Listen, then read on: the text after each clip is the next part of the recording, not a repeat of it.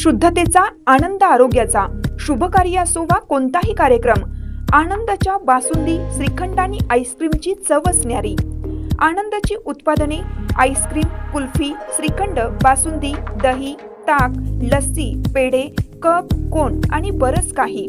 Anand ice cream and milk products, Ramanand Nagar, taluka Palus. संपर्क 90 11 30 93 99 99 75 57 16 86. कराडसाठी 90 11 16 93 99.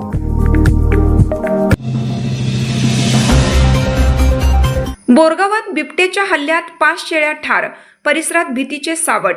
One विभागाच्या भूमिकेबद्दल ग्रामस्थांमध्ये तीव्र संताप. ईश्वरपूर जुनेखेड रस्त्यावरील बोरगाव हद्दीत गुरुवारी मध्यरात्री बिबट्याने केलेल्या भीषण हल्ल्यात 5 शेळ्या जागीच ठार झाल्याची धक्कादायक घटना घडली आहे.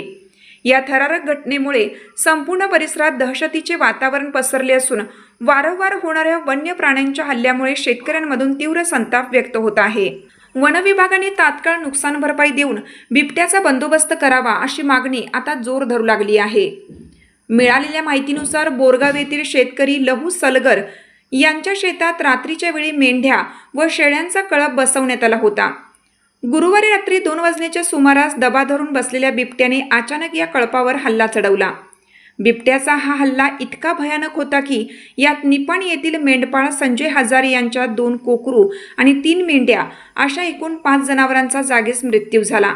हल्ल्यानंतर परिसरात जनावरांची मोठी पळापळ झाली. घटनेची माहिती मिळताच शेतमालासह वनरक्षक भिवा कोळेकर, वनरक्षक अश्विनी वाघमारे आणि प्राणीमित्र युनुस मनेर यांनी मध्यरात्रीच घटनास्थळी धाव घेतली. शुक्रवारी सकाळी ही बातमी वाऱ्यासारखी पसरताच ग्रामस्थांनी घटनास्थळी मोठी गर्दी केली होती. वन विभागाने घटनास्थळाचा पंचनामा केला आहे. गेली 8 दिवस वन विभाग बिबट्याला पकडण्यासाठी प्रयत्न करत असल्याचे सांगत आहेत. मात्र तरीही रात्री घडलेली ही घटना अत्यंत दुर्दैवी आहे.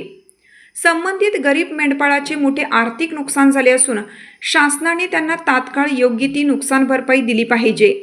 सध्या उरण आणि बोरगाव परिसरात भीतीचे प्रचंड वातावरण आहे.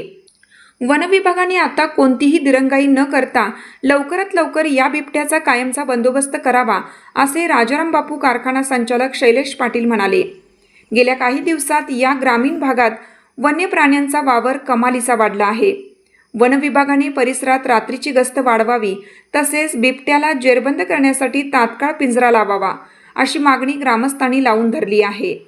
दरम्यान जोपर्यंत बिबट्या पकडला जात नाही तोपर्यंत शेतकऱ्यांनी आणि मेंढपाळांनी रात्रीच्या वेळी शेतात जाताना अधिक सतर्क राहावे, असे आवाहन करण्यात आले आहे.